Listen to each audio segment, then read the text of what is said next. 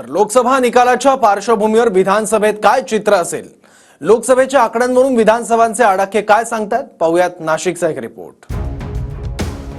2019ला अखंड शिवसेना आणि भाजप युतीचे हेमंत गोडसे काँग्रेस राष्ट्रवादी आघाडीच्या समीर भुजबळांविरोधात 2,92,204 मतांनी जिंकून आले। मात्र यंदा शिंदेंची शिवसेना, अजितदारांची राष्ट्रवादी आणि भाजप सोबत असूनही हेमंत गोडसे मवियाच्या राजाभाऊ वाझेंविरोधात 1,62,000 मतांनी पराभूत झाले। वास्तविक विधानसभेचंही गणित महायुतीच्या बाजूने असूनही दारुण पराभवाचा सामना करावा लागला। नाशिक लोकसभा मतदारसंघ सिन्नर, नाशिक पूर्व, नाशिक मध्य, नाशिक पश्चिम, देवळाली आणि इगतपुरी या 6 विधानसभांमध्ये विस्तारलाय।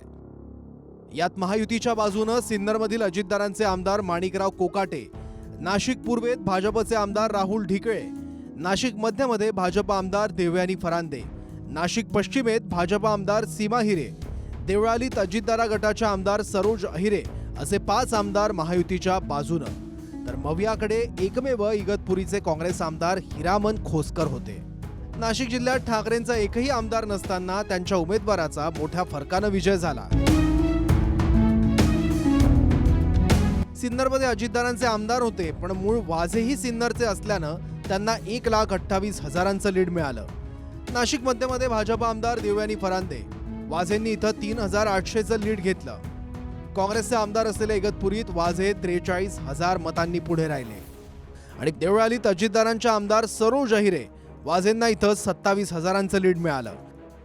तर शिंदे गटाच्या गोडसेंना भाजप आमदार राहुल ढिकळेंच्या मतदारसंघात 10,400चं आणि भाजप आमदार सीमा हिरेंच्या नाशिक पश्चिम मधून 31,000चं लीड मिळालं। यंदा टक्केवारीतही महायुतीला मोठा फटका बसला। 2019ला हेमंत गोडसेंनी 50.56% मतं घेतली होती। विरोधातल्या समीर भुजबळांना फक्त 24.37% मतं मिळाली। यंदा गोडसेंना 36.75 तर मवियाच्या वाझेंना 49.85% मतं गेली। म्हणजे 2019च्या तुलनेत महायुतीच्या मतांचा टक्का 13.81 ने घटलाय, तर दुसऱ्या बाजूला 25.48% वाढ झाली आहे। नाशिक लोकसभेच्या 6 पैकी 2019च्या विधानसभेत युतीतून भाजप 3, शिवसेनेनं 3 जागा, आघाडीत राष्ट्रवादी 4 तर काँग्रेसनं 2 जागा लढवल्या होत्या। निकालानंतर भाजपचे 3, राष्ट्रवादीचे 2 आणि काँग्रेसची 1 जागा निवडून आली। आगामी विधानसभेत महायुतीकडून सिन्नरमध्ये अजितदारा गटाचे माणिकराव कोकाटे, नाशिक पूर्वेतून भाजपचे राहुल ढिकले, नाशिक पश्चिम मधून भाजपच्या सीमा हिरे किंवा दिनकर पाटील, नाशिक मध्यमधून भाजपच्या देवयानी फरांदे किंवा शिंदे गटाचे अजय बोरस्ते। विक्रम, आ तो गए, जाओगे कैसे? बड़े आराम से। देखिए ये देश हेलो, मैं आ रहा हूँ और हाँ, भगा कर ले जाऊंगा। सिक्योरिटी! भैया, भाग गए, पकड़ो उनको। हेलो, बोला था ना, भगा कर ले जाऊंगा। विक्रम! एक हिंट तो देते। हिंट? बड़े आराम से। देवळालीत दादा गटाकडून सरोज अहिरे, भाजपकडून बबनराव घोलपांच्या कन्या तनुजा घोलप आणि शिंदे गटाकडून बबनराव घोलपांचं नाव चर्चेत आहे। तर इगतपुरीत अद्याप ठळकपणे कोणतंही नाव समोर आलेलं नाही।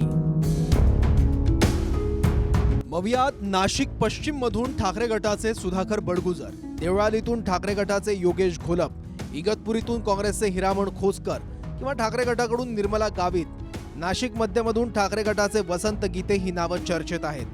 तर सिन्नर आणि नाशिक पूर्वमध्ये अद्याप कुणाचीही चर्चा नाही।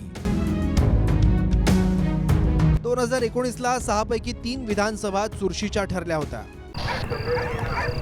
विक्रम, आ तो गए, जाओगे कैसे? बड़े आराम से। देखिए ये देश हेलो, मैं आ रहा हूँ और हाँ, भगा कर ले जाऊंगा। सिक्योरिटी! भैया, भाग गए, पकड़ो उनको। हेलो, बोला था ना, भगा कर ले जाऊंगा। विक्रम! एक हिंट तो देते। हिंट? बड़े आराम से। सिन्नरमधून अजितदारा गटाचे माणिकराव कोकाटे अवघ्या 2,072 मतांनी जिंकले। नाशिक पूर्वेतून भाजपचे राहुल ढिकले 12,000ंनी विजयी राहिले।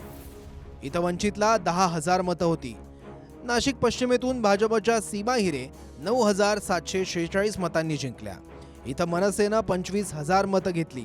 इतर 3 जागांचा निकाल मात्र 25,000हून जास्तीच्या फरकानं लागला होता.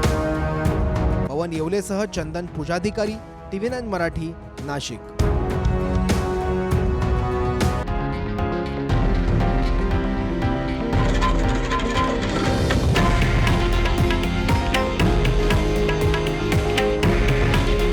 हे आहे देशातील नंबर 1 न्यूज नेटवर्क आणि आपण पाहत आहात TV9 मराठी. काळजी तुमची, हित महाराष्ट्राचं.